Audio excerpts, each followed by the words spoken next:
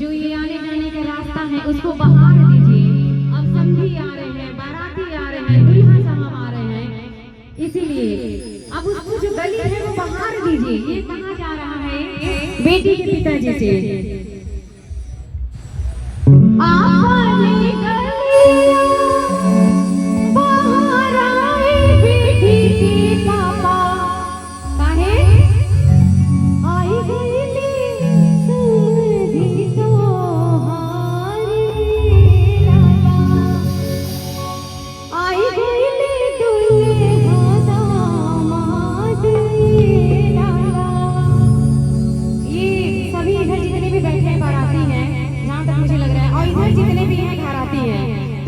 बारातियों के स्वागत में एक बार आप जोरदार ताली बजाएं, जोरदार ताली। मतलब लगे कि आपके गांव, आपके परिवार, आपके घर की बेटी को ब्याहने के लिए सभी बाराती आए हैं, विदाई करने आए हैं। तो एक बार ऐसी ताली बजाएं कि लगे कि मेहमानों का स्वागत हो रहा है।